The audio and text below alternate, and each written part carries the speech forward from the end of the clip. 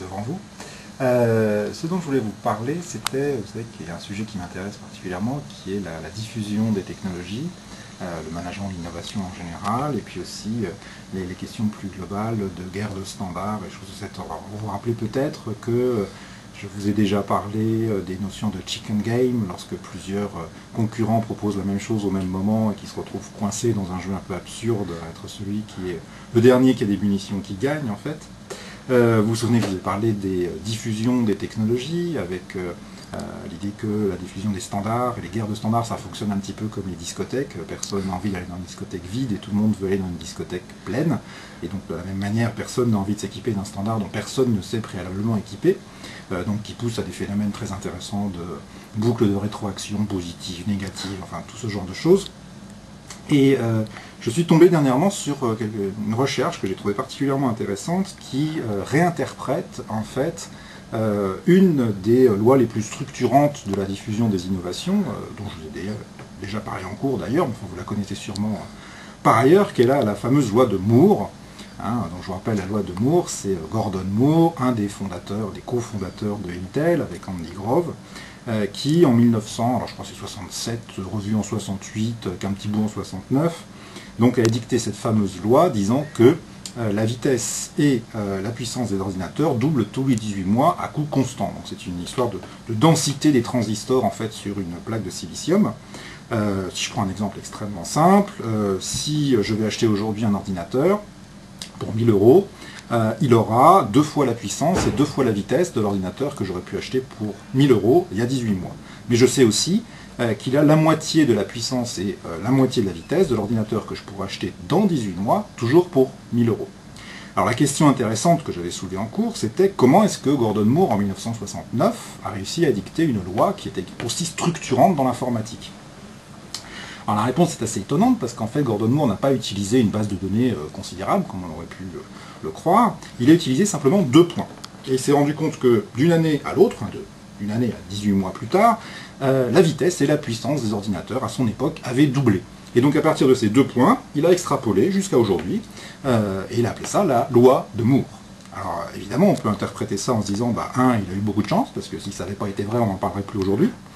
Mais il y a une deuxième manière que moi j'aime beaucoup en stratégie, qui est de rappeler toujours les phénomènes psychologiques qu'il y a derrière les analyses et les beaux outils et les beaux concepts. C'est de souligner que, en fait, déjà à l'époque, Gordon Moore était quelqu'un d'extrêmement respecté dans l'industrie des semi-conducteurs et dans l'industrie informatique. Et lorsque donc il a édicté ce qu'on a appelé cette loi, tous les concurrents autour de lui se sont dit attends, si Gordon Moore pense que ça va doubler dans les 18 mois, c'est vraisemblablement qu'il sait quelque chose que nous ne savons pas, c'est quelqu'un de sérieux, c'est quelqu'un d'important, et donc ils ont intégré cette hypothèse de doublement dans leurs propres allocations de ressources, dans leur propre stratégie. Et de fait, c'est devenu vrai. C'est-à-dire que la promulgation de la loi de Moore a précédé la vérification de la loi de Moore. C'est parce qu'il l'a dit que c'est devenu vrai. Bon, alors voilà, ça c'est un concept qui est très intéressant. Je vous avais dit que ça marchait dans des industries aussi élaborées que l'industrie des semi-conducteurs, que ça marchait dans des industries aussi frustres que la finance aussi, avec, vous le savez très bien, si vous mettez Warren Buffett ou Greenspan ou son successeur devant Bloomberg TV, là, la télé où il y a plein de trucs qui défilent, et qu'il annonce que le dollar va monter, le dollar va monter effectivement parce que tout le monde va vouloir en acheter, qu'il annonce que la valeur de telle action est quand même très très sous-estimée par rapport à la valeur réelle de l'entreprise, immédiatement tout le monde va se précipiter pour en acheter et donc l'action va monter.